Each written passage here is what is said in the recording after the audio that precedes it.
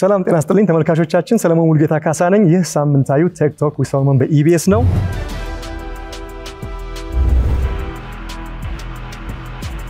አንድ ሌላው በጣም ግዙፍ በርሶ ራዕይ ላይ ትልቅ ቦታ ያለው ጉዳይ የዲጂታል መታወቂያ ጉዳይ የአይደንቲቲ ጉዳይ እሱን እስቲ ትንሽ እንጫወት እንደ ወርልድ ባንክ ሪፖርት መሰረት ከሆነ ይሄ የአፍሪካም ችግር እንደሆነ እንግዲህ የሚያሳዩ ቁጥሮች አሉ ከ500 ሚሊዮን በላይ አፍሪካውያን አይደንቲቲ የላቸውም ስለዚህ አይታወቁም ማለት ነው ከውልደት እስከ ሞት ባለው ሂደት ውስጥ ውልደትንም ሞትንም ጨምሮ ስለዚህ ሀገራዊ ጉዳይ በጣም ወሳኝ እንደሆነ ይታሰባል እንዲሁም እርሶ አይ ቲንክ በፓርላማ ማብራሪያው ላይ ይመስለኛል በጣም አንድ ቦልድ ስቴትመንት ስለዚህ ነገር ግዝፈት ያስቀመጡት ነበር የዲጂታል አይደንቲቲ ጉዳይ በትክክል ስራ ላይ ሲውል የጂዲፒ አቅሙ የህዳሴ ግድብ ከሚፈጥረው ሊተካከል ያለም ሊበልጥ እንደሚችል ገልጸው ነበር በጣም የሚገርም አገላለጽ ነው ይሄን ደግሞ በሌሎች ዓለሞች ላይ የሚታይ ነገር እናያለን ህንድ አሁን ዲጂታል መታወቂያ ከተገበረች በኋላ ማጭበርበርን ወይ ፍራውድ የምንለው ነገር 11 ቢሊዮን የአሜሪካን ዶላር መቀነስ ችለዋል ስለዚህ ይሄ እንግዲህ ቁጥር ነው ቁጥር አይዋሽም ናይጄሪያም እንደዚሁ ፌክ የመንግስት ሰራተኞች በሌሉበት ባልሰሩበት ደሞዝ የሚከፈላቸው 50,000 ሰራተኞች ነበሩና ዲጂታል አይዲ ኢምፕሊመንት ካደረጉ በኋላ 500 ሚሊዮን የአሜሪካን ዶላር ሴቭ ማድረግ ችለዋል ሌሎችም እንግዲህ ነገር ያደርጋሉ ማለት ነው ስለዚህ ይህ የዲጂታል መታወቂያ በእያንዳንዱ ዘርፍ ውስጥ ገብቶ በሀገራችን ላይ የስርዓት አስተዳደርን ግልጽነትን ሙስና መቀነስን የፋይናንስ አካታችነትን የአዲስ ኢኮኖሚ አመንጭነትን እና ሀብት አፍሪነትን እንዲሁም በዚህ ሂደት ውስጥ በመላው ኢትዮጵያ ባሉ ተቋማት ላይ ያለ ትስስርና እምነት ሊፈጥር የሚችልበትን አቅም እንዴት ይገልጹታል ክቡር ጠቅላይ ሚኒስትር በአጭሩ ፋይዳው ምንድነው የፋይዳ ዘርፈ ብዙ ነው እንዳልከው ከገርድ አንፃር አነጻጽሬ ማሳየት የፈለኩት የፋይዳን ኢምፖርታንስ ሰዎች እንዲገነዘቡ ለማድረግ ነው እንጂ ገርድ ዋጋ የለው ማለት አይደለም ገርድ በጣም ጥቅም ያለው ለኢንዱስትሪው ባክቦን የሆነ በጣም ወሳኝ ኢንፍራስትራክቸር ነው ኢነርጂ ለሁሉ ነገር ያስፈልጋል ደግሞ ያ ኢነርጂ ክሊን ኢነርጂ ደግሞ ሲሆን ተጨማሪ ነገር አለው ያ ክሊን ኢነርጂ ደግሞ ለዘመናት ሲባክን ከነበረ አቅም ሀብት መሆኑ ደግሞ ተጨማሪ ጠቀሜታ አለው በብዙ ዘርፉ ህዳሴ ወይም ገርድ በጣም ጠቃሚ ፕሮጀክት ነው ያም ሆኖ ግን ዛሬም ቢሆን ከፋይዳ ጋር አይወዳደርም ፋይዳ የማይነካው ሴክተር የለም ዘርፈ ብዙ ጠቀሜታ ነው ያለው በኤፊሺየንሲ በፍራውድ በትረስት የሚነሱ ጉዳዮች በአንድ ሴክተር የምታየው ነገር አይደለም ለምሳሌ last week አልሸባብ 5 ገደማ suicide bombers አዲስ አበባ አስገቡ እና እነዚህ suicide bombers ህፃናትን ሊገሉ ይችላሉ ሚዛኑ ሰዎች ሊገሉ ይችላሉ ማን ላይ እንደሚደርስ ያጥቃት አይታወቅም ጥቃት ሲደርስብህ ሰዎቹን መለየት በተቻለ መልካም ነበር ብለህ ከማላዘን በፊት ሰው መለየት የሚያስችል አቅም መፍጠር ያስፈልጋል የከተማው ሽብር በጣም የተስፋፋ ስላለ የህፃናት ህይወት ስለሚቀጥፍ የሰውን ህይወት ስለሚቀጥፍ ያለ መከላከል እያንዳንዱ ሰው ማንነቱ መታወቅ አለበት ለምሳሌ ስልክ ደወልኩ ወዳንተ ሳታነሳው ቁጥሬን ታይና እሱ ነው ብለህ ትለየኛለህ በዛ ግን አጣበቃ ሃሎ ስትል የምትሰማው ድምጽ ከዚህ ቀደም የምታቀው ካልሆነ በቀር ባለን የዲጂታል ውል ውስጥ የምታቀው ማህተም የምታቀው ፊርማ ካልሆነ ኤክስ መስሎኝ እኮ ነው ማንነ ማለት አይቀርም ሲቀየርብህ ያንን ትረስት የምትፈጥረው በስልክ እንዳየኸው ዲጂታል አይዲ ያለው ሰው ደግሞ በሁሉም መስክ ማለት ነው ለምሳሌ ሴልፎንህን ስትሰጠኝ ሰሎሞን መሆንህን አቃለው አይንን አይቼ እንደማቀው ድምጽን ሰምቼ እንደማቀው መልክን አይቼ እንደማቀው ሁሉ ባንተ ዩኒክ ኮድ ማንነትን ላይ ያለው በዚያ ምክንያት ይበልጥ አምናለሁ በዚያ ምክንያት በግልጥ ወያያለሁ ካንተ ጋር ለምሳሌ ብድር ዲጂታል አይዲ ያለው ሰውና ዲጂታል አይዲ ያለው ሰው እኩል አይደለም ዲጂታል አይዲ ያለው ሰው ማንነቱ ስለሚታወቅ የመንጃ ፈቃድም ጋር ቢሄድ ቀበሌም ቢሄድ ከተማም ቢሄድ ስለሚለይ ለመበደር የሚጠይቀው አፕላይ ሲያደርግ በጥቂት ሰዓታት ውስጥ ምላሽ ሊያገኝ ይችላል የትም ቦታ ቢሄድ ስለሚገኝ ዲጂታል አይዲ የሌለው ሰው ከሆነ ግን ብድሩ አይደረግም ማለት ሳይሆን መጠኑ ያንሳል ትረስት ሌቭሉ ያንሳል አታቆም ተበድሮ ሊጠፋ ስለሚችል ያንን ራስ የመጠቀም አቅምን ያሳድጋል ኢትዮጵያ ከሁሉም ጎረቤቶቿ ጋር የሚመሳሰል ቋንቋ ባህልና መልክ አላት በርካታ የውጭ ዜጎች የኢትዮጵያን ፓስፖርት ይይዛሉ ኢትዮጵያውያንን ብሎ ይንቀሳቀሳሉ በተለያየ ዓለም የኛ ያልሆኑ ሰዎች ከኤርትራ መጥተው ከሶማሊያ መጥተው ከሱዳን መጥተው ስለምንመሳሰል ቋንቋችን አንድ ስለሆነ ያደርጋሉ የኛን ዜጎች የምንለይበት መንገድ ካልፈጠርን በቀር ቅድም እንዳነሳሁት ብዙ ሪስክ አለው አውቀህ ዜግነቱን ስትሰጥና ተታለህ ያንተን መለያ ሌሎች ሲወስዱት አንድ አይደለም ዩኒክ ኮድ ነው ሰለሞንን የትን ቦታ መለየት የሚያስችል ዩኒክ ኮድ ስለሚሰጠው ለንግድ ስርዓቱ ለሰላምና ደህንነቱ ወጥቶ ለመግባቱ ሰርቪስ ለማግኘቱ ለሁሉም መስክ ለምሳሌ ንግድ ባንክ ዲጂታል አይዲ አለ ከስተም ዲጂታል አይዲ አለ ሚግሬሽን ዲጂታል አይዲ አለ አንድ ቦታ ያንተ ዩኒክ ኮድ ካስገባ ተጨማሪ ማለት አይጠበቅብም ይታወቃል ማለት ነው ብዙ ሴክተር ስለሚነካ ጠቀሜታው የጎላ ነው በወርልድ ባንክ ጥናት መሰረት ከ3 እስከ 11% ጂዲፒ ላይ ኢምፓክት ያመጣል ቀደም ህንድ ያልከው የድምር ውጤት ብቻ ሳይሆን ህንድ በየአመቱ ከዚህ ሴክተር እስከ 1.7 ቢሊዮን ዶላር ሴፍ ታደርጋለች በየአመቱ ለምሳሌ በኢትዮጵያ ኬዝ በየአመቱ 500 ሚሊዮን የምናገኝ ከሆነ ገርድ ያን አይሰጠንም ከዚህ አንፃር በለጠ ማለት ነው በፍራውድም በትረስትም በኤፊሺየንሲም የፋይዳ ሚና በጣም ከፍተኛ ነው ሰዎች ዩኒክ ማንነት ካልፈጠሩ በቀር አሁን የምናስበውን ኢሌጋል አሰራሮች ኢሌጋል ትሬዶች ፍራውዶች ማስቀጠል በእኛ ቅጥር የሚታጠር አይደለም ሌሎችም ማኒፕሌት ያደርጉታል እንደ ሀገር ጉዳት ስለሚያመጣ ፋይዳ ጠቀሜታው በጣም ሰፊ ስለሆነ ኢኮኖሚካልም ፍራውድ በመቀነስም ይሄንን ያልተስተካከለ የንግድ ስርዓት በማሻሻልም ሚናው ከፍተኛ ስለሆነ ነው በንጽጽር ማስቀመጥ የፈለኩት አሁን እንደዛ ነው አሁን 15 ሚሊዮን በላይ ደርሰናል ባለፉት 2-3 አመታት ነው አግሬሲቭ ሰራ ነው እስከ መስከረም ድረስ ወደ 20 ሚሊዮን እንደምንጠጋ እናስባለን ቢያንስ በሚቀጥለው አመት 67 ሚሊዮን መድረስ ከቻል አሁን ኪቶቹ እየሰፉ ልምዱ እያደገ ስለሆነ በ2-3 አመት ውስጥ እያንዳንዱ ሰው የሚታወቅ ከሆነ ለብዙ ነገር ለፕላኒንግ ለገቢ ለንግድ ለመተማመን ይሄ ዲጂታል ሲግኒቸር ስለሆነ ለሁሉ ነገር በእጅጉ የሚያግዝ ነውና ፋይዳው የጎላ እያንዳንዱ ዜጋ ሊኖረው የሚገባ ነገር ነው በያስባለሁ ፋይዳን ኢምፕሊመንት ያደርጉ ሀገራት ተጠቅመዋል የተዘናጉ ሀገራት ደግሞ የደረሰባቸው ጉዳት አለ እኛን ስትወስድ ግን አፍሪካ ውስጥ የሞከሩ ሀገራት አሉ ኤግዛክትሊ በእኛ መልክ በዲጂታል አይዲ መልክ አይደለም የሞከሩትና ሌት ከመር አድቫንቴጅ ተጠቅመን ዲጂታል አይዲን ጀምረናል እኛ የጀመርነው ደግሞ ለመማር ብዙ የአፍሪካ ሀገራት በገንዘቡ ልምጭምር ጥያቄ እያቀረቡ ነው ያሉት አይ ቲንክ እኛም የሚሳካልን ለሌሎቹም ደግሞ ትምህርት የሚሆን ስራ እንደምንሰራ ተስፋ አደርጋለሁ ጥቅሙም ከፍተኛ ነው በየማስበው በጣም ደስ ይላል እንግዲህ ፋይዳ እንደስሙ እንደሚሆን ምንም ጥርጥር የለኝም አሁን መጨረሻ ላይ ያሉት አንድ ዜና ሳይ ነበር ዛምቢያ የኢትዮጵያን ቤስት ኤክስፒሪየንስ ተብሎ ኦፊሻል ዜና ላይ አይጪ በጣም ነው ደስ ያለኝ ስለዚህ ኦሬዲ በረከት መሆን መቻል ውስጥ ነው እርሶም እንዳሉት ከጥቅሙ ከኤፊሺየንሲው በተጨማሪ አዳዲስ ገቢዎች ይፈታል አሁን ይሄ ደግሞ ሁሉ ተሰናስሎ ሲያልቅ KYC ደግሞ ሲመጣ ማሰብ ይቻላል እንግዲህ ተመልካቾቻችን KYC ማለት ኖ ዩር ካስተመር ማለት ነው አሁን ክቡር ጠቅላይ ሚኒስትሩ ያብራሩት ነገር ተሳልጦ ሁሉ ነገር በሚገባ መንገድ የሚሄድበት ሂደት ነው በሂደት ደግሞ ፋይዳን በደንብ ያጎላን በመነር ጊዜ ንቃተ ህሊናውን የምንሰጥ ይሆናል ማለት ነው ስለ ኮሪደር ልማት ስለ ከተማ ፕላን እናውራ ይሄ በቀጥታ ከዲጂታል ጋር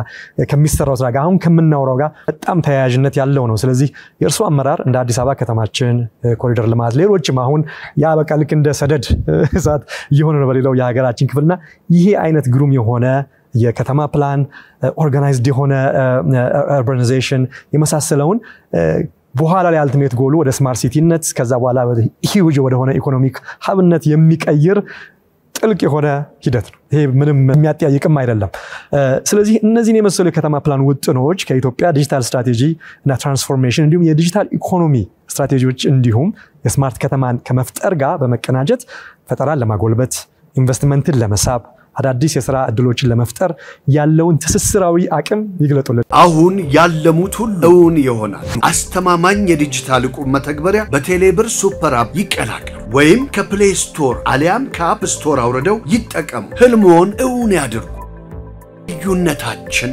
ዋስትናችን ዲጂታል ቁም አንድ ብንግባባ መልካም የሚሆነው ነገር ዓለም ላይ ያልተሰራ ዓለም ላይ ያልታየን አዲስ ነገር ይዘመተህ ይሄ ነገር ጠቃሚ ነው ስትል ብዙ ሰዎች እንዲከተሉ እንዲያምኑ ማድረግ ያስቸግር ይሆናል። ሌላ ዓለም አይተህ ያደነከው የከፈልክበትን ጊዜ ዋጋ የከፈልክበትን ነገር ኢትዮጵያ ውስጥ እናምጣ ሲባል ግን ብዙ የሚደንቅ መሆን የለበትም። ኮሪደር ለራስ ህዝብ፣ ለራስ ሀገር፣ ለራስ ዜጋ ያለህን ግምት ያለህን ምልከታ ማሳያ ነው። ወደ ኮሪደር ከማለፌ በፊት ስለ ሳይንስ ሙዚየም ላንሳለን። እኔ ሳይንስና ቴክኖሎጂ ሚኒስትር ያለው ብዙ ሀገራት ስንቀሳቀስ የማየው አንዱ ሳይንስ ሙዚየም ነው። በእናንተ ሀገር በጣም በርካታ ሳይንስ ሙዚየም አይቻለው። ጃፓን፣ ቻይና፣ ኮሪያ፣ እስራኤል ብዙ አውሮፓ ሀገራት አይቻለው እና እንደመጣው ቦታ ጠይቄ ሳይንስ ሙዚየም ዲዛይን ሰራው ሚኒስትር እያለው ያ ነገር እንደ ቅዠት እንደ ተገቢ እንዳልሆነ ነገር ስለሚታሰብ በወቅቱ ላሳካው አልቻልኩም እና ወደዚህ ቦታ መጥቼ ይሄንን ሳይንስ ሙዚየም ስንገነባ ብዙ ሰዎች እንደ ቅንጦት አስፈላጊ እንዳልሆነ ጉዳይ አሁን ስንት ነገር ባለበት ቦታ ውስጥ ሳይንስ ሙዚየም ሚል ትችት ነበረ። ዛሬ ግን ስለ ሳይንስ ሙዚየም ትንሽ የግንዛቤ ያለው ሰው ሌላ ቦታ አይቶ የሚያቅ ሰው ወይም ጠቀሜታውን የሚገነዘብ ሰው የኢትዮጵያ ሳይንስ ሙዚየም መጥቶ ቢያይ ቢያንስ እኔ 20-30 ሀገር ካየኋቸው ሳይንስ ሙዚየሞች ይሻላል። በስትራክቸሩም ይሻላል፣ በተቀመጠበት ቦታምና ኢንቫይሮንመንትን ኢምብሬስ ባደረገበት መንገድም ይሻላል። በውስጥ ባለው ኮንቴንት አርቲፊሻል ኢንተለጀንስ የሳይንስ ሙዚየሙ ክፍል ውስጥ ያለውን ቦታ ብትወስድ እዛ መጥቶ ያንን ፓርት አይቶ አርቲፊሻል ኢንተለጀንስን በመጠኑ የማይገነዘብ ሰው አይኖርም። ከዛ ወደ ክላይሜት ዲፓርትመንት ሄዶ ክላይሜት የሰራናቸውን ስራዎች አይቶ አስፈላጊነቱን ጉዳቱን እያመጣ ያለውን ጦስ መገንዘብ የሚቸገር ሰው የለም።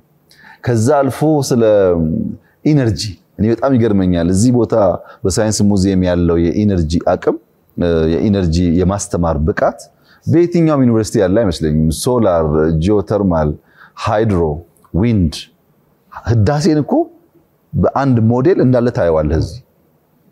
እዛ እንኳን ብትሄድ እንደዚህ አታየውም። በጣም ግዙፍ ስለሆነ ከቦታ ቦታ መንቀሳቀስ አለበት። እዚህ ግን በአንድ ሞዴል ቤት ጋር ውሃ ገብቶ ተርባይን እንዴት ቀስቅሶ እንዴት ኢነርጂ ፈጥሮ the whole ፕሮሰሱን ትምህርት ወስድበታለህ። ይሄን በዚያ መስክ የሚማሩ ሰዎች እዚህ ቦታ መጥተው ቢያዩ የትላልቅ ኮርስ እንደመወሰድ አድርገው ወሰደው።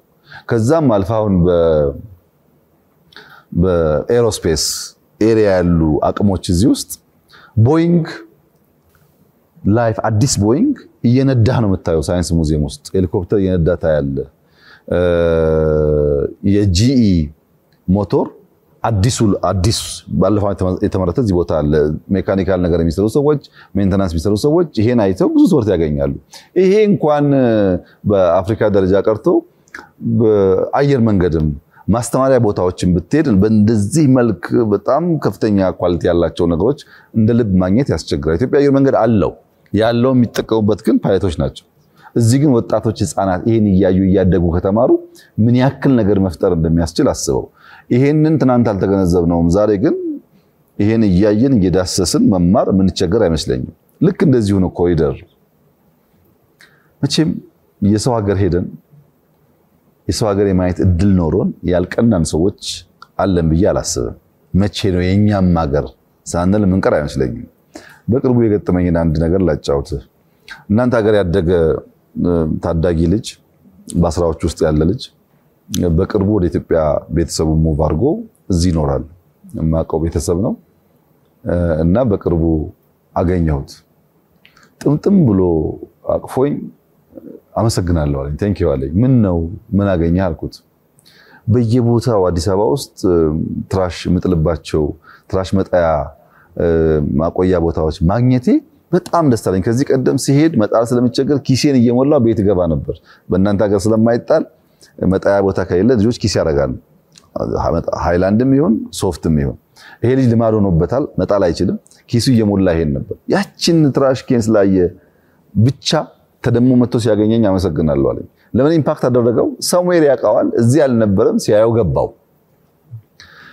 ለንደንም ብትወስድ ሰዎች በሺ ይላሉ፣ ግን በመቶ የሚቆጠር ፓርኮች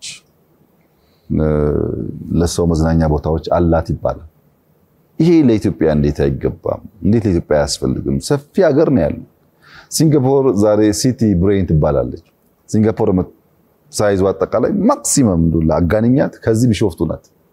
ከዚህ ቢሾፍቱ የምታክል ሀገር በዓለም ላይ ዕውቅ ከተማ ተብላ ጂዲፒዋ ከኛ 2-3 እጥፍ የሚበልጥ ሆኖ ሀብታም ለዜጎቿ ምቹ የላይፍ ከባቢ የፈጠረች ሀገር ሆና እያየን ሲንጋፖርም ከራቀችብን ዱባይ በአሸዋ ላይ የተሰራ ከተማ ዱባይን ለማየት ሰው ትኬት ቆርጦ ሆቴል ቡክ አድርጎ ምግቡን ሸፍኖ 2 ቀን 3 ቀን ዱባይ ደርሼ መጣው መከራ አይደል በፎቶ ምን ሰቃየው እዚህ በየዩቲዩብ የምታየው ፎቶ እኮ ዱባይን አየው እኮ ነው። እዛ የሚያስደስተን ገንዘብ ጊዜ የምናባክንበት ነገር ኢትዮጵያ ላይ ለምንድን ነው የማያስፈልገው? የላይፍ ስታተሳችንን ከፍ የሚያደርግ የሚያሻሽል ነገር ዘመናዊነትን እንድንቀላቀል የሚያደርገን ነገር ስለሆነ ከኢኮኖሚ አንፃር ያየህ እንደሆነ ግን በየትኛውም ያደገ ዓለም በየትኛውም አሜሪካን ጨምሮ ግብርናና ኢንዱስትሪ ያላቸው ሼር ከ30 በታች ነው። ያው ማጋነኛው ትልቁ ሼር የሚወስደው ሰርቪስ ነው። በየትኛውም ያደገ ዓለም ውስጥ ሰርቪስ ነው ትልቁን የጂዲፒ ሼር የሚይዘው። ምን ማለት ነው ሰርቪስ ማለት? ትራንስፖርት፣ ሆቴል፣ መዋያ ቦታ፣ ቱሪስቶች የሚንቀሳቀሱበት ቦታ መኖር ማለት ነው። ቱሪስት አየር መንገድ ኖሮን ሆቴል ከሌለ፣ ሆቴል ኖሮን ትራንስፖርት ታክሲ ከሌለ፣ ታክሲ ኖሮን መሄጃ የሚታይ ታሪካዊ ቦታ ከሌለ ለምን ይመጣል? ለምን ገንዘቡን ያጠፋል? አሁንስ ምን ያክል ቱሪስት ኢንፍሎ እያደገ እንደሆነ ኢትዮጵያ ውስጥ የሚታይ ነገር ነው። ካሳንቺስ ወር አይሞላም 2 ሳምንት ቢሆን ነው ካስመረቀ።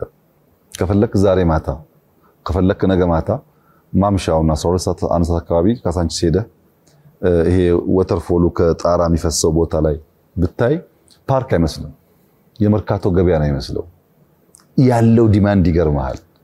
እንዴት ነው የ2 ዓመት 3 ዓመት 4 ዓመት 5 ዓመት ህፃናት ትናንሽ ወተር ዳንስ ወተርፎል ሲያዩ የሚጫወቱት ዘለው የሚነኩት በምን ገብቷቸው? ዱባይ ሄደው ነው? ሲንጋፖር ሄደው ነው? ለንደን ሄደው ነው? አይደለም። ሰዎች በተፈጥሯቸው መልካም ነገር ይወዳሉ፣ ውሃ ይወዳሉ፣ ግሪን ነገር ይወዳሉ። እያጡት ሲሄዱ በልምምድ ብዛት ከቆሻሻ ጋር መኖርን ይቀበሉታል እንጂ ኦሪጂናሊ ሲፈጠር ሰው ህፃናትን ብታያቸው የሚፈልጉት መልካም ንጹህ ነገር ነው። የቆሸሸ ነገር የሚያስጠላ ነገር አይፈልጉም። እንኳን የሚያስጠላ ነገር ጭፍግግ ያለ ፊት አይፈልጉም፣ የሚስቅ ፊት ይፈልጋሉ። ይሄ ለልጆቻችን ማድረግ አለብን ነው ዓላማው። ይሄ ብቻ ነው። አዲስ አበባ ላይ ምን ቼንጅ አመጣ አሁን መናገር የሚጠበቅብኝ አይመስለኝም። ለምሳሌ የዛሬ 2-3 ዓመት ትራፊክ ጃም በጣም አስቸግሮ ነበር አዲስ አበባ ውስጥ። በጣም ሰፊ ጥናት ተጠናን።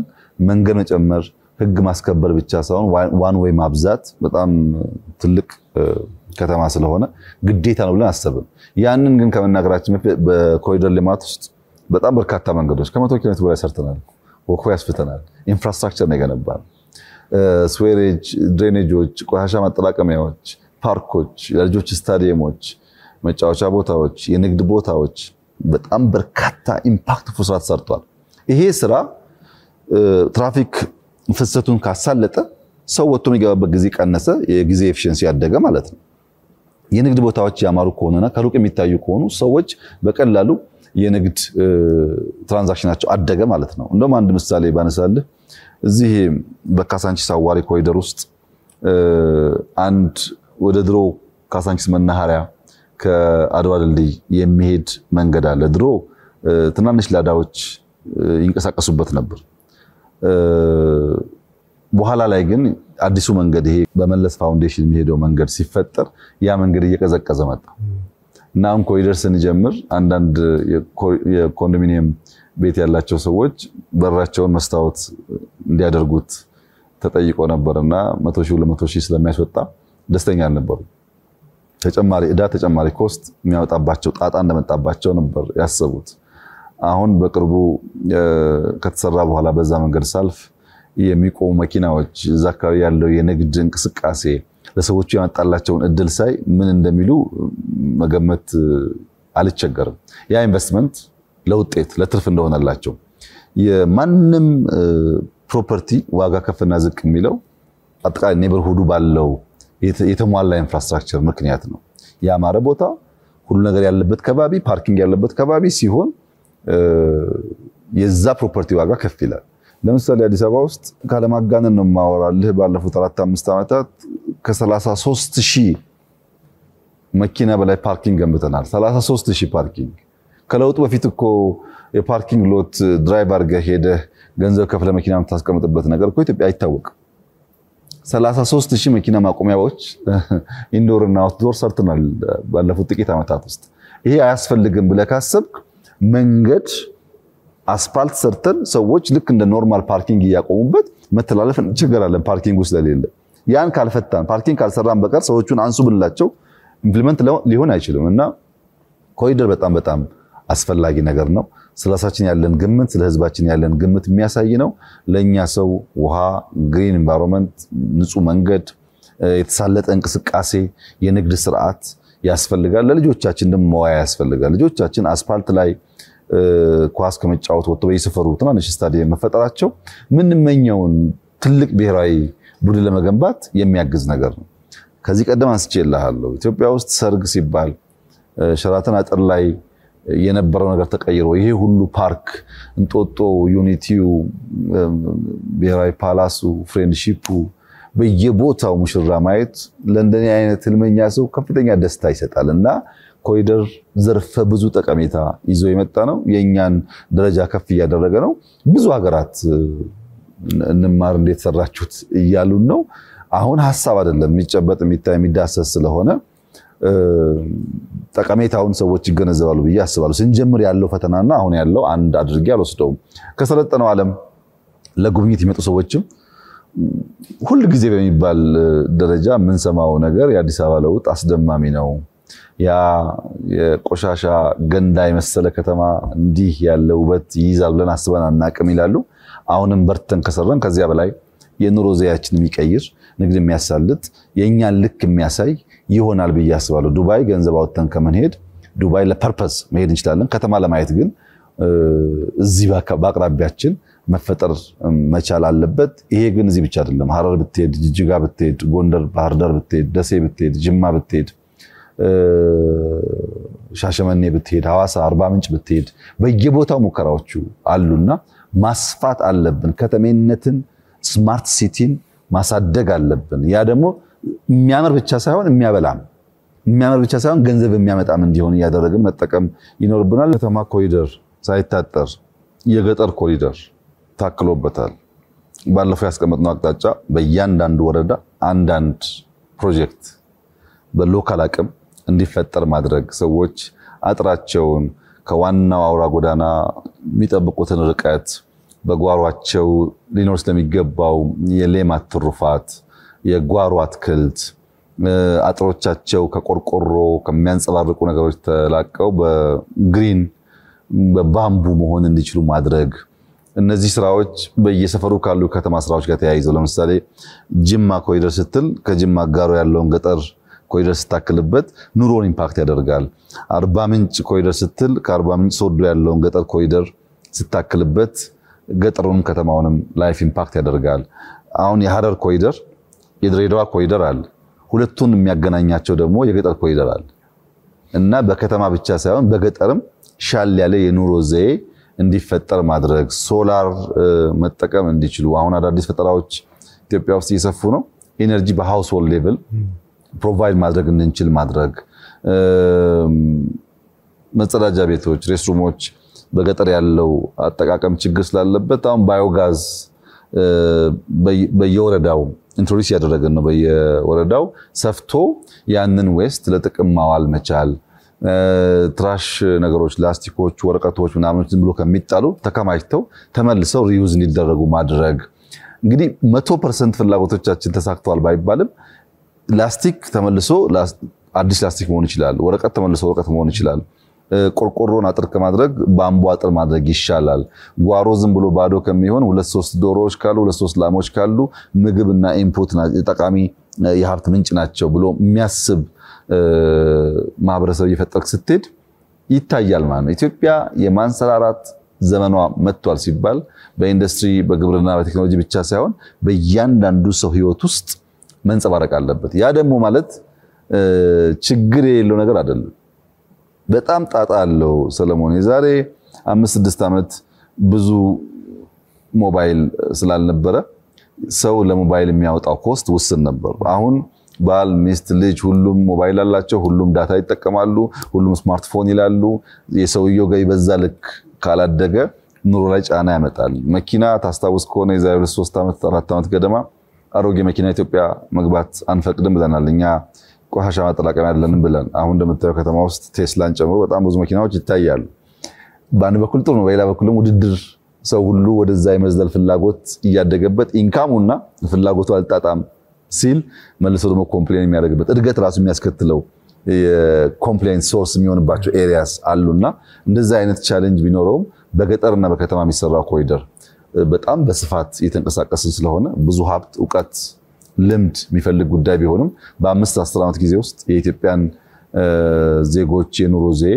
ትራንስፎርም የሚያደርግ ጅማሮ ነው የሚል ሙሉ እምነት አለኝ እንግዲህ እናንተም መታዘብ ትችላላችሁ በእናንተ መንገድ በሚገባ አመሰግናለሁ ክቡር ጠቅላይ ሚኒስትር ስለ ካፒታል ገበያ እናውራ ካፒታል ማርኬት እንግዲህ በተለይም አሁን ከምናወራው ቶፒክ ጋር በጣም ቀጥታ የሆነ ተያያዥነት አለ ከስታርታፕ የምንለው ፈጠራ የምንለው ኖሌጅ ቤዝድ የሆነ ኢኮኖሚ ዲጂታል ኢኮኖሚ የምንለው በተለይኛ ሀገር ለረጅም ጊዜ ሎን ቤዝድ ኢኮኖሚ ላይ ነው አይደለም ካርታህን አሳየኝ ፌሮሆነ ሲሚንቶን አሳየኝ አበድርሃለሁ ከዛ ፎቅ ሰርታ አከራይተህ ትከፍለኛለህ እንጂ ኢኩዊቲ ቤዝድ ሐሳብ አለ ሐሳቡ ገዝፎ ትልቅ ሆኖ ከዛ ከሱ ላይ ሼርን ኢኩዊቲን ትወስዳለህ የሚለው ነገር የለም ካፒታል ገበያ ያን የሚያመጣበት ትልቅ አቅም አለው ቀደም ሲል ደግሞ እርሶ ምን ብለዋል አይኖች ወደ አፍሪካ እየመጡ ነው ብዙ ፈጠራዎች ከአፍሪካ ውስጥ ይወለዳሉ ፕሮብሌሙ ስላለ ኤአይን ጨምሮ በሌሎች ዘርፎች ላይ ብለዋልና ያን የሚያሳይ ደግሞ አንድ ቁጥር አለ በ2022 3 ዓመት እንኳን ወደ ኋላ ሄደን ብናይ የቬንቸር ካፒታሊስቶች በአፍሪካ ላይ ያፈሰሱት ሀብት መጠን ወደ 5 ቢሊዮን የአሜሪካን ዶላር እንደሚደርስ ይጠቆማልና ከ2015 ከፈረንጆቹ ዓመት ጋር ስናነጻጽረው 400 ሚሊዮን ነበር ይዛኔ ስለዚህ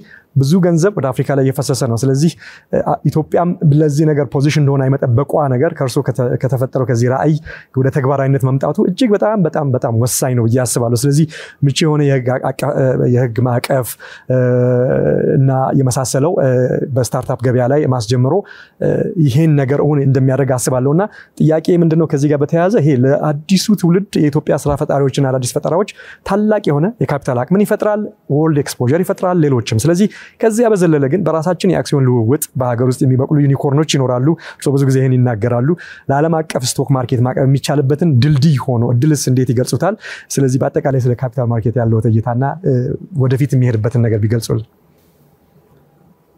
ካፒታል ገበያን በቅጡ ለመገንዘብ መጀመሪያ ገበያን መገንዘብ የሚያስፈልግ ይመስለኛል ገበያ ምንድነው አንተ ትርፍ በቆሎ አምርተሃል ትርፍ ስንዴ አምርተሃል ትርፍ ቡና አምርተሃል እኔ ደግሞ ማምረቻ ቦታ የለኝም ሌላ የገንዘብ ምንጭ ነው ያለኝ ያንተን በቆሎ ያንተን ቡና ያንተን ምርት መግዛት ፈልጋለሁ አንተና እኔ የምንገናኝባቸው ሰፈሮች ወይም የታወቁ ቦታዎች ዲፋይንድ ቦታዎች አሉ እዚያ አንተ ጥቃህን ጭነት መጣለህ እኔ ገንዘብ ይዤ መጣለሁ ዋጋ እንደራደራለን በእና በአንተ መካከል ያለው ትረስት በእና በአንተ መካከል ያለው ኮንትራክት የምሰጥ ከረንሲ የታወቀ መሆኑ ነው ካንተም ደግሞ መገዛውን ነገር በግም ይሁን በሬም ይሁን ስንዴም ይሁን አይቼ ይሄ ቆሻሻ አለው አይመጥንም ስጋ የለውም ስጋ አለው ብዬ ከለካው በኋላ እንቀያየራለን ገበያ መቀያየር ማለት አንተ ያለን ሰጣለህ እኔ ያለኝ ሰጣለሁ ለአንተ ገንዘብ ያስፈልጋል ለኔ ደግሞ ምርቱ ያስፈልገኛል ምርት የለው ሰው ኮነስ ጉልበት ገበያ አለ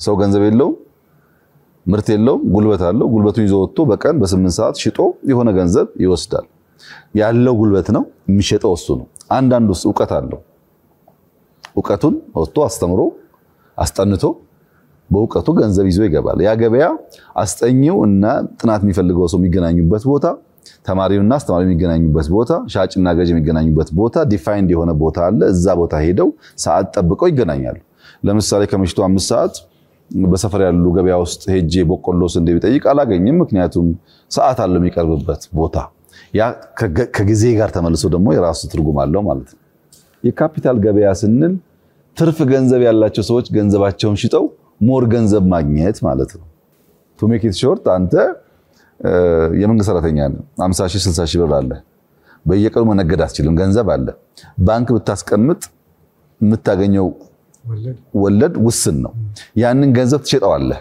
ሐሳብ ያላቸው ስራ ያላቸው ገንዘብ ላይ ፈልጉ ሰዎችና ብዙ ታተርፍበታለህ ለምሳሌ የዛሬ 2-3 ዓመት ክሪፕቶከረንሲ ላይ 2,000-3,000 ዶላር ኢንቨስት ያደረጉ ሰዎች በጥቂት ዓመታት ውስጥ በመቶ ሺዎች ገብቶላቸዋል ያን 2-3 ብር ቢያቆዩት ኖሮ ወይ ባንክ ቢያስቀምጡት ቢበዛ 5000 10000 ቢሆን ነው ቢበዛ። ግን እነሱ ገንዘባቸውን ለጥሩ ሐሳብ ለጥሩ ገበያ ሸጡ። በዚያ ምክንያት በብዙ እጥፍ መልቲፕላይድ የሆነ ሀብት አላቸው ዛሬ። ገንዘብ ያላቸው ሰዎች ገበያ ሳይሄዱ ፊዚካሊ ሳይገናኙ በፒኬአይ በዲጂታል ሲግኒቸር በትረስት በራሱ አውድ ባለው ትረስት ገንዘባቸውን ሽጠው ሞር ገንዘብ የሚያገኙበት መንገድ ማለት ነው። ካፒታል ቦርደር የለውም። እንደ ሌላ ፓስፖርት ፈላጊ አይደለም። የትም ቦታ ሄዶ ዛሬ ቻይና ገብቶ ተገላብጦ ብዙ ብር ሆኖ ሊመጣ ይችላል።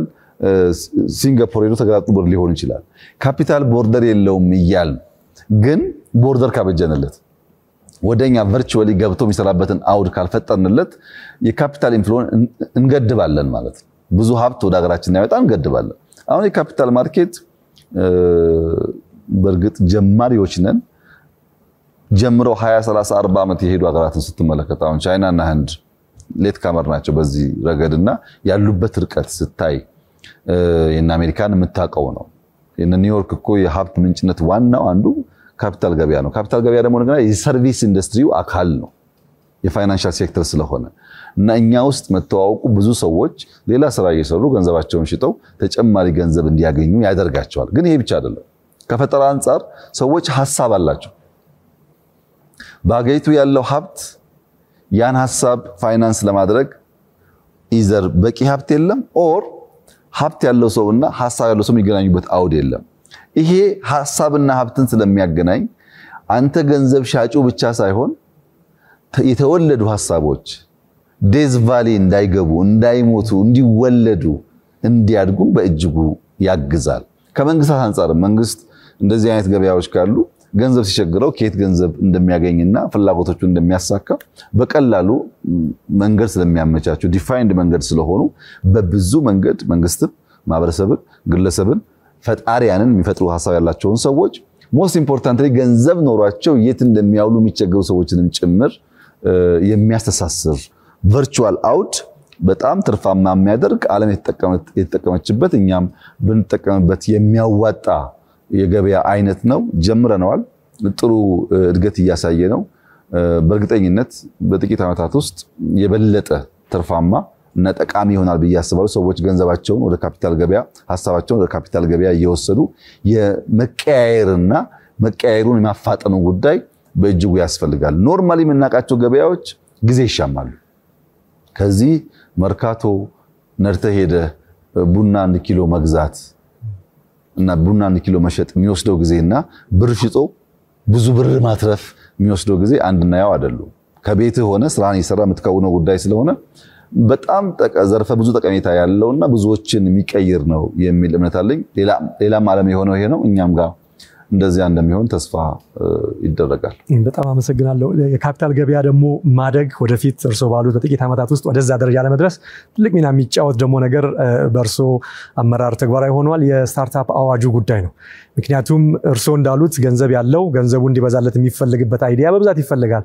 ኖሌጅ ቤዝድ የሆነ ኢኩዊቲ ቤዝድ የሆነ ስርዓት ስለሚሆን ማለት ነው። ስለዚህ ከዚህ ጋር በተያያዘ እንግዲህ የአዋጁ መርቀቅ በጣም ደስ የሚያሰኝ ነገር ነው። እንግዲህ ምቹ የሆነ የህግ ማዕቀፍ ሲመጣ ስታርታፖችን ከኤርሊ ስቴጅ ጀምሮ ስታርታፕ ሲባል 90% ፌሊየር ሪስኩ የሚታወቅ ባህል ስለሆነ ያንን አሳድጎ ማዳ አድርጎ ከዛ ኢንቨስተብል አድርጎ ስቶክ ማርኬት ላይ አውጥቶ ወደ ዓለም አቀፍ ደረጃ ሁሉ ኤክስፖዝ ማድረግ የሚቻልበትን መንገድ የሚዘረጋ አዋጅ ነው። ስለዚህ ይሄ እንግዲህ በቴክኖሎጂ ላይ ያተኮሩ ሀገሮች ህጎች ከስታርታፕ አዋጁ ጋር በተጨማሪ አሁን እርሶ እየመሩ ያሉት የዲጂታል ትራንስፎርሜሽን ውስጥ በጣም ወሳኝ እርምጃ ነው ብዬ አስባለሁ።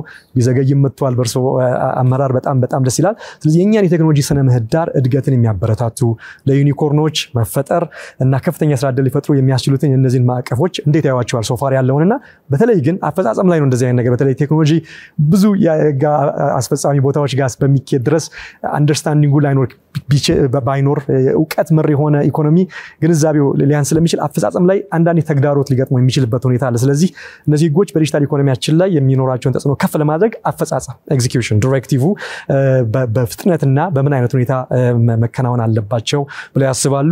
በፍጥነት መሻሻል አለባቸው የሚሏቸው ነገሮች ምንድናቸው?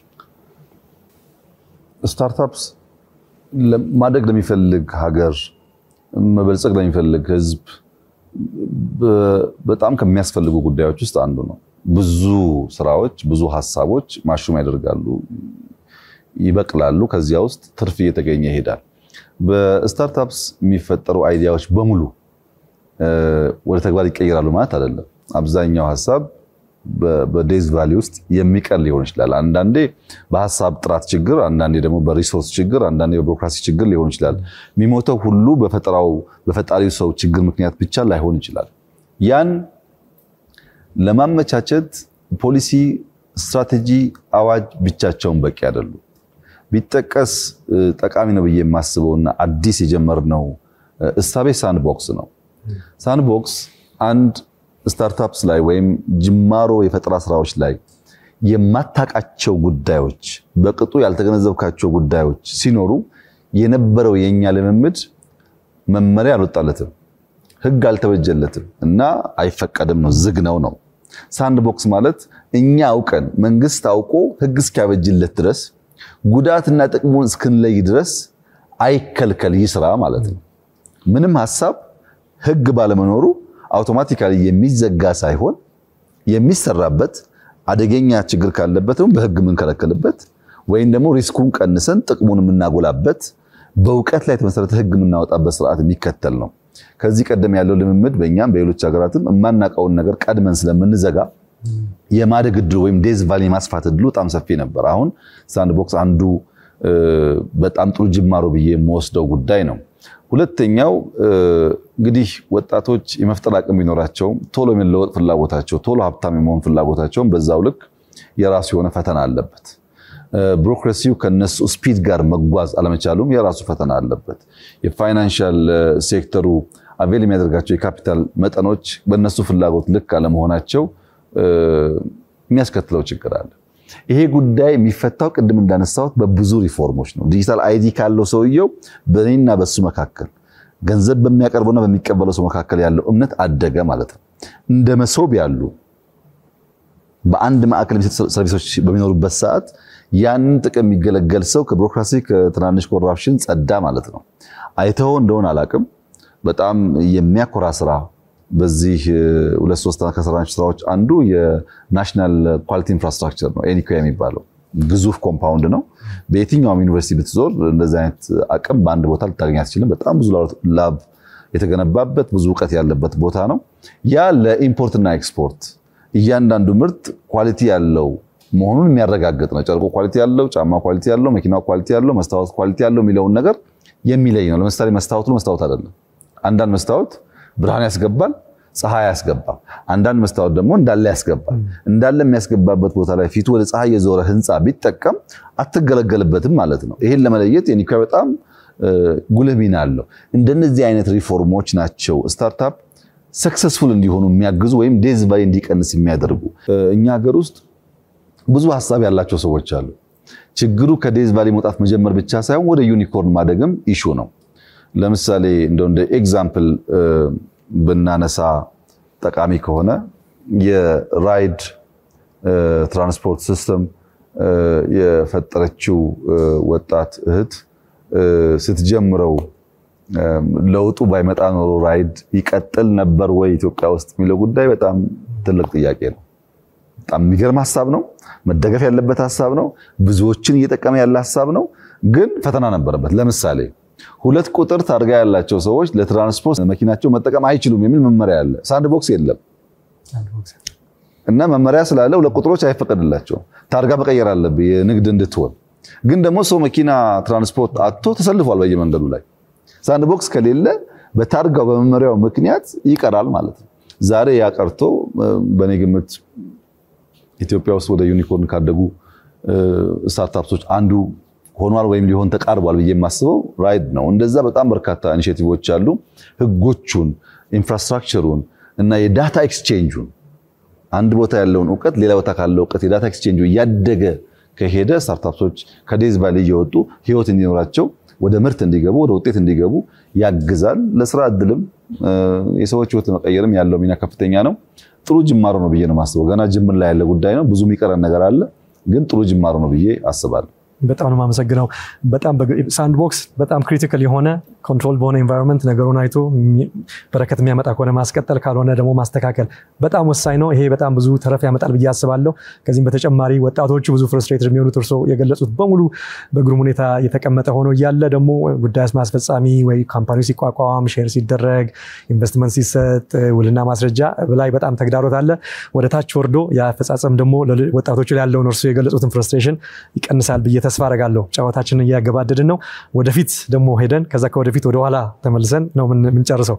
የወደፊቱ እንግዲህ የዛሬ 5 ዓመት ገደማ ቃለ መጠይቅ ሳደርጉለው ክቡር ጠቅላይ ሚኒስትር ብዙዎቹ ሐሳቦች ቦልድ ሐሳብ እንዲሆናል እንደ ይሄ እንደው መቼ ከሆነስ መቼ ይሆን የሚሆነው የሚያስብሉ ነበሩ፣ ግዙፍ ስለነበሩ። ዛሬ ላይ አንደኛው መገለጫ የሆነው ሚውዚየም ላይ ቁጭ ብለናል። ሌሎቹም ቅድም ያወራናቸውን ጫወትናቸውን ተቋማዊ ሐሳቦች መሬት ወርደው አውርተናል። ስለዚህ እነዚህ ሐሳቦች እውነታ ሆነው በሚሊዮን የሚቆጠሩ ህይወትን የሚቀርጹ ሼፕ የሚያደርጉ የሚቀይሩ ናቸው። ስለዚህ በዚሁ ጽኑ እውነታ አሁን የምናየው ህያው ምስክር አለ። በዚህ እውነተኛ የሆነ የሚታይ እውነታ ላይ ያለፈውን ዓመት ስንቃኝ 5 ዓመት ስንቃኝ፣ ነገር ግን እርሶ ደግሞ ሁልጊዜ ወደፊት የሚያዩ ስለሆኑ ጨርሰው የሚጀምሩ ስለሆኑ ለሚቀጥሉት 5 ዓመታት እንደተለመደው አይነት ደፋር ሐሳቦችን እንጠብቅ በኢኖቬሽን በሳይንስ በቴክኖሎጂ እና በመሳሰሉ። የዲጂታል 2030 አዲሱ ስትራቴጂ በጣም በርካታ አዳዲስ ነገሮችን አካቶ ነው እየተዘጋጀ ያለው። ግን በጥቅል ቋንቋ ለመግለጽ ባለፈው 5 ዓመት ብዙ ስንዴዎች ዘርተናል። ከዘራናቸው ስንዴዎች መካከል ቶሎ ፍሬ ያፈሩትን ምርጥ ዘር የሆኑትን ፀሐይ የሚቋቋሙትን ዝናብ የሚቋቋሙትን ለመለየት እድል አግኝተናል። አሁን ባለፈው ዘርተን ቶሎ የበቀሉ ቶሎ የተራቡትን ዘሮች ይበልጥ ዲፕን የምናደርግበት ይሆናል። ለምሳሌ በኢነርጂው ብንወስድ በጣም ብዙ ሴክተር ኢነርጂ ኢንቨስትመንት አድርገናል። ግን ስማርት ግሪድ የሚስፋፋበት ጊዜ ይሆናል ብዬ አስባለሁ። ስማርት ግሪድ በመሆኑ በኢነርጂ ኤፊሽንሲም በሎስም በተጠቃሚና በአስከፋይ መካከል ባለው ሪሌሽንሺፕም ትርጉም በጣም ብዙ ስለሆነ ዲጂታል ግሪድ እንጀምራለን ብዬ አስባለሁ። ዲጂታል ፋውንዴሽንስ ይስፋፋሉ ብዬ አስባለሁ። ግን ያ ሲሆን እኔ በሚቀጥለው 5 ዓመት ብናሳካ ብዬ ማስባቸው ጉዳዮች አንደኛው ዳታ ኤክስቼንጅ ነው። በየቦታው ኤርጎኖሚክስ አልን፣ ኦቶሜሽን አልን፣ አሁን ኢንቲግሬሽን እያልን ነው። አንዱ ጋር ያለውን ሰርቪስ ሌላው ጋር ማገናኘት። ግን ዳታ ኤክስቼንጅ ከሌለ አንተ ንግድ ባንክ ስትሄድ ንግድ ባንክ አንተን የሚያውቅ በስምህና በያስኮ መታወቂያ ሆኖ በዚያው መታወቂያ ቴሌኮሙኒኬሽን የማያውቅ ከሆነ በዚያው መታወቂያ ከስተም የማያውቅ ከሆነ በዛው መታወቂያ ዳታ ኤክስቼንጅ ከሌላቸው ዳታው አለ ግን ከሌላቸው ለተገልጋይ እንቅፋት ስለሚሆን አንዱ ዳታ ኤክስቼንጅ ላይ እንሰራለን ብዬ አስባለሁ። ዳታ ኤክስቼንጅ ብቻ ደግሞ ሳይሆን ዳታ ሶቨርኒቲ፣ ዳታ ትልቅ ሀብት ነው። ይሄንን ሀብት ልክ ቡናችን፣ ወርቃችን፣ ሰዋችን እንደምንለው ለይተን አውቀን ጠብቀን ማቆየት አለብን። ዳታ ሶቨርኒቲ ላይም በፖሊሲ በልምምድ ብዙ የሚቀየሩ ጉዳዮች አሉ ብዬ አስባለሁ። ያን ዳታ ሶቨርኒቲ ለማረጋገጥ ደግሞ ሶቨረን ክላውድ ያስፈልጋል።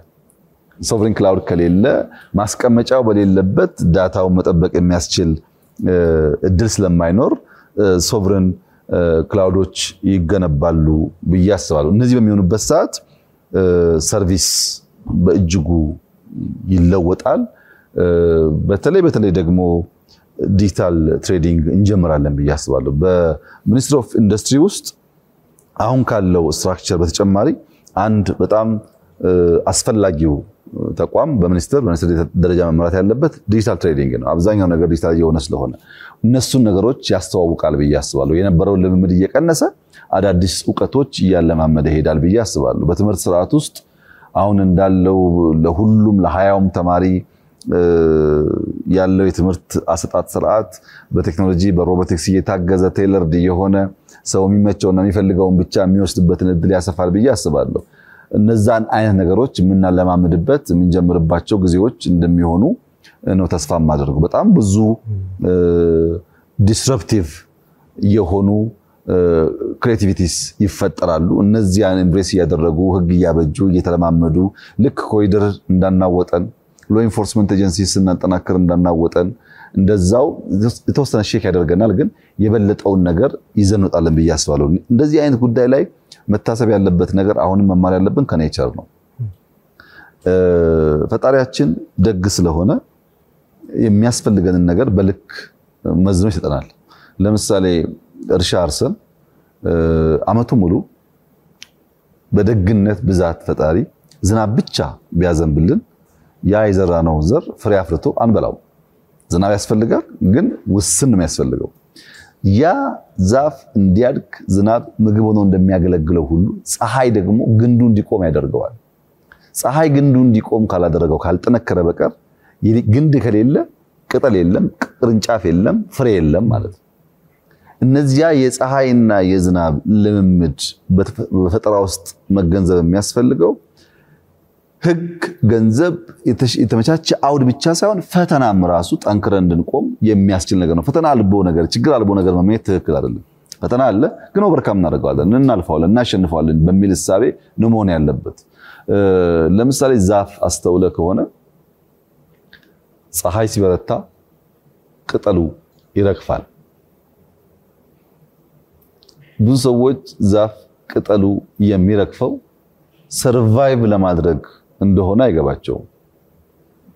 ዛፍ ቅጠሉን ካላራገፈ በቂ ግብአት፣ በቂ ኢንፑት፣ በቂ ምግብ በሌለበት ወቅት ውስጥ ስለሚሻማው ቅጠሉ ግንዱ ሰርቫይቭ ማድረጉ አደጋ ውስጥ ሊገባ ይችላል እና በተፈጥሮ ህግ ቅጠሉን ሲያራግፍ የሚያገኛትን ውስን ሪሶርስ ራሱ ግንዱ ስሩ ስለሚጠቀምበት ሌላ ዘመን ሲዝን እስኪመጣ ድረስ ሰርቫይቭ አድርጎ ሲዝን ሲመጣ ደግሞ መልሶ እነዛ ቅጠሎች ታያቸዋል። ያ አዙሪት፣ ያ የተፈጥሮ ህግጋትና የአሰራር ስርዓት ለሰርቫይቫል ለመሻገር ለመኖር ሲባል አንዳንዴ የምታራግፋቸው የምትዋቸው ያንተ የሆኑ የምትፈልጋቸው ነገር ግን ሰርቫይቭ ለማድረግ የምታራግፋቸው ጉዳዮች ይኖራሉ።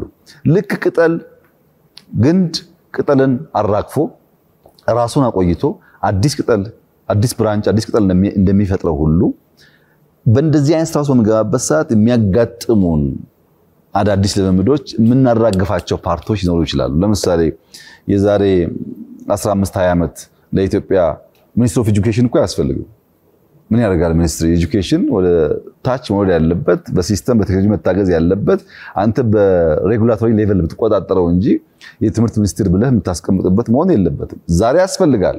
ከ20 ዓመት በኋላ ግን አይዳውት ያስፈልጋል ብዬ አላምንም። ልክ እንደዛ የምታራግፋቸው ጉዳዮች በዚህ ሂደት ውስጥ እንደሚፈጠሩ እያሰቡ መሄድ ያስፈልጋል። አሁን የምናውቀው ልምምድ፣ አሁን የምናውቀው ሰው፣ አሁን የምናውቀው አሰራር እንዳለ አይቀጥልም። አዳዲስ ነገር እየተማር እያራገፍን እንሄዳለን። ዲጂታል 2030 እንደዚህ አይነት ትውቆች ለኢትዮጵያ ያመጣል። እስካሁን ያሳካናቸው ፍሬ እንዲያፈሩ ውጤታማ እንዲሆኑ ያግዛል የሚል ሙሉ እምነት አለኝ። በጣም እነዚህ በሙሉ ማርሽ ቀያሪዎች ናቸው። ሶቨረን ክላውድ፣ ዳታ ኤክስቼንጅ፣ ኢንተርኦፐራቢሊቲ የመሳሰሉት በጣም ምናልባትም የዲጂታል ኢትዮጵያ 2030 የበለጠ ጥልቅ የሆነ እጅግ በጣም ብዙ ነገር ሊያመጣ የሚችል እንደሆነ አስባለሁ። ታዲያ ክቡር ጠቅላይ ሚኒስትር ወደ ተግባር ለመቀየር እርስዎ የእርስዎን እንደ መሪ እየሰሩ ነው። እንደ ሀገር እንዴት መዘጋጀት አለብን? እንደ ተማሪ፣ እንደ ባንክ፣ እንደ ነጋዴ፣ እንደ ግለሰብ፣ እንደ ዩኒቨርሲቲ፣ እንደ ተቋም፣ እንደ ዜጋ፣ እንደ ህዝብ አገልጋይ እንዴት ነው መዘጋጀት ያለብን ለዚህ በጣም ማርሽ ቀያሪ ለሆነ ደግሞ ቀጣይ ጉዞ? ያው እንደ ማህበረሰብ መዘጋጀት ያለብን ለውጥ አይቀሬ ነው። ብንፈልግም ባንፈልግም ለውጥ በራሱ ስፒድ እና በራሱ ጊዜ ይጓዛል። ከለውጥ ጋር መራመድ አለመቻል ደግሞ እኛን ወደ ኋላ ያስቀርናል። ወደ ኋላ ያቀረ ደግሞ በጸጸት በሪግሬት የሚበላ ማህበረሰብ የተሻለ ብራይት ነገር ሊኖረው አይችልም። የተሻለ ዓለም፣ የተሻለ የኑሮ ዘዬ ልጆቻችን እንዲኖራቸው ከፈለግን ከዓለም እድገት ጋር መጓዝ መፍጠር ያስፈልጋል። ለዛ አንደኛው ሁሌ ተማሪ መሆን ነው። ሞባይል መኒን ስንጀምር እንዴት ቴሌኮም ይነካል ያሉ ሰዎች አሁን ለውጥ ሲያዩ ቴሌኮም ላይ የመጣውን ውጤት እያዩ ትምህርት መውሰድ አለባቸው። የፋይናንሻል ሴክተር እንዴት ይነካል ያሉ ሰዎች፣ ፋይናንሻል ኦፕን አፕ እንዴት ይደረጋል ያሉ ሰዎች የዘንድሮ ኤክስፖርታችንን ሲያዩ ለካ ተሸውደን ኖረናል ማለት አለባቸው። በአምናና ዘንድሮ የኤክስፖርት ውጤታችን ኦልሞስት ደብል ነው። ኢትዮጵያ ላለፉት ዓመታት ምንድነው የቆለፈባት የሚያስብል ነገር ነው እየተፈጠረ ያለው እና ቼንጅ ሲመጣ መጠየቅ ጥሩ ነው፣ መፈተሽ ጥሩ ነው፣ ግን ኢምብሬስ ማድረግ ያስፈልጋል። ቼንጁን መክፋት አያስፈልግም። በሁሉም መስክ የሚፈጠሩ አዳዲስ ነገሮች ለመማር አብሮ ለመራመድ ሰው ዝግጁ መሆን አለበት። ትናንትና ማቀው ከኔ ጋር የኖረው ነገር ይቀጥል ካለ ሌሎች ጥለው ስለሚሄዱ ከሆነ ጊዜ በኋላ ኋላ ቀር ተብሎ ከሚቆጭ አብሮ ለመጓዝ ለልጆች መልካም ነገር ለመተው የተዘጋጀ ቢሆን ጥሩ ነው። ሁሉ ነገር እናቃለን ማለት አይደለም። እየተማር እያሻሻል እየሞከርን ከውድቀታችንም ደግሞ ትምህርት እየቀሰምን ነው ምን ሄደውና ሰው ለዛ የተዘጋጀ ቢሆን ጥሩ ነው። አካዳሚያው ብዙ መፈተሽ ያለበት ነገር እንዳለ ይሰማኛል። ሲሪየስ በሆኑ ጉዳዮች የመነጋገር ከእፍታ ከእለት እለት ጫጫታ ወሬዎች ውስጥ ወጥቶ ዴብዝ ያለው ዕውቀት የሚገኝባቸው ነገሮች ለመነጋገር ለመደማመጥ ልቡ የፈቀደ መሆን አለበት። አሁን ያለው ልምምድ መፈተሽ ያለበት ይመስለኛል። ለምሳሌ ቨርቹዋል አውዱ ዝም ብሎ የየዕለቱን ነገር እያነሳ ነገ የማይደግመውን ነገር እያነሳ ጊዜ ከሚያባክን በሚደጋገም ነገር ዕውቀት እየገነባ የሚሄድበትን ስራ ቢሰራ ጥሩ ነው ብዬ አስባለሁ። ወጣቱም እንደዚሁ ያው እየቀመሰው ነው እያየው ነው። ካፒታል ገበያ ተጀምሯል። ስታርታፕሶች እየተፋጠኑ ነው ያሉት። እዚህም እዚያም የሚፈጡ ሰዎች እየበዙ ነው ያሉት። ዲጂታል ስኪልስ ያላቸው ሰዎች ሲጠቀሙ የሌላቸው ሲጎዱ እየታየ ነው ያለው። ከነዚህ ተምሮ ራሱን ማዘጋጀት አለበት ብዬ ነው የማስበው። በጣም ግሩም። የመቋጫ ጥያቄ ደግሞ ወደፊት በታይም መሽን የምንሄድበት ነው የሚሆነውና ታይም መሽን ቢኖርና 2035 ላይ ኢትዮጵያውያን ራሳችንን ብናገኝ ወደኋላ መለስ ብለን መቃኘት ብንችል አሁን ፕሬዘንት ፊውቸር ላይ ሆነን ማለት ነው ህዝባችን ኢትዮጵያውያን በርሶ የዲጂታል ትራንስፎርሜሽን አሁን እስካሁን በተጫወትናቸው ጉዳዮችና ገና ደግሞ እስከ 2030 ምን እንቀጥላለን እንደ ፈጣሪ ፈቃድና ራእዩና ጉዞ ውስጥ በጣም ወሳኝ ብለው እንደ ሌጋሲ የሚያስታውሳቸው እርምጃዎች የትኛዎቹ ነው ብለው ያስባሉ? እንግዲህ ወደ ልቦ የቀረበውን ፕሮጀክት መመልከቻ ይሆናል። በጣም አስቸጋሪ ጥያቄ ነው። ምክንያቱም ብዙ ሪፎርም ነው የምናካሂደው። በዚያ ሁሉ ሪፎርም ውስጥ አንዳንድ ሰው ለልቡ የቀረበ ነገር ይኖረዋል፣ አንዳንዱ ደግሞ በዛም ትኩረት ሰጥቶ ላያየው ይችላልና በየትኛው ሴክተር ያሉ ሰዎች ወይም ሞር ፋስኔት የሚያደርጋቸው የትኛው ሴክተር ያሉ ሰዎች ናቸው የሚለው ጥያቄውን ትንሽ ግልጽ ለማድረግ ያግዛል። ለማንኛውም ኢንቫይሮንመንት በጣም ዋጋ የሚሰጡ ሰዎች ስለ ኢንቫይሮንመንት ግድ የሚላቸው ሰዎች በግሪን ሌጋሲ ያስታውሱኛል ብዬ አስባለሁ።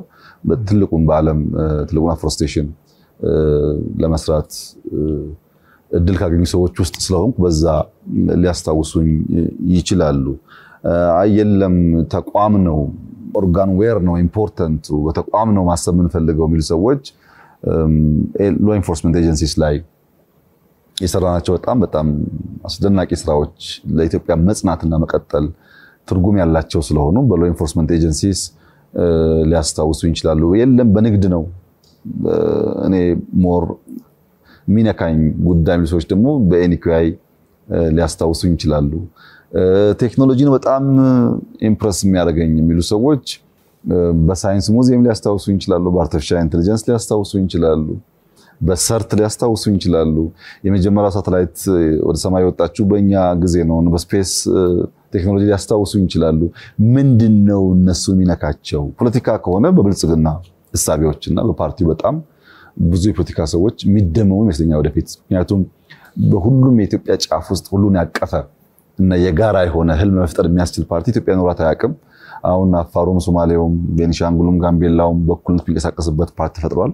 ውስንነት ይኖርበትም እየተማረ እያደገ በሚሄድበት ሰዓት የፖለቲካ ስርዓቱ በትክክል ብልጽግናን ማረጋገጥ ሲችል በዛ ሰዎች ያስታውሳሉ።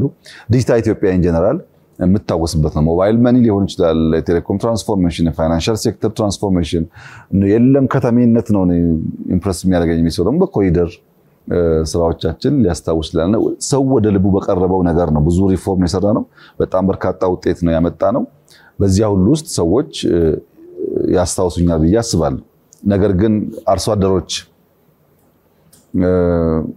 ኢትዮጵያን የተሸከሙ ብዙ የሰጡ በዚያ ልክ ያልተቀበሉ አርሶ አደሮች ደግሞ ወደፊት በመናሳካው የማዳበሪያ ፋብሪካ ያስቡናል ብዬ አስባለሁ። ማዳበሪያ ኢትዮጵያ ውስጥ ተመርቶ አሁን ባለው የሎጂስቲክስ አሁን ባለው ችግር ሳይሆን በጊዜ የሚያስፈልጋቸው አይነት ኬሚካል ዝም ብሎ ዩኒፎርም ለሁሉም ሳይሆን እንደመሬታቸው ባህሪ ማዳበሪያ ቀርቦላቸው ምርታቸው ሲያድግ ላይፋቸው ሲሻሻል እኔ መራውን መንግስት በማዳበሪያ አርሶ አደሮች ያስታውሳሉ ብዬ አስባለሁና በየሴክተሩ ያሉ ሰዎች የሚነካቸው ነገር ይኖራል።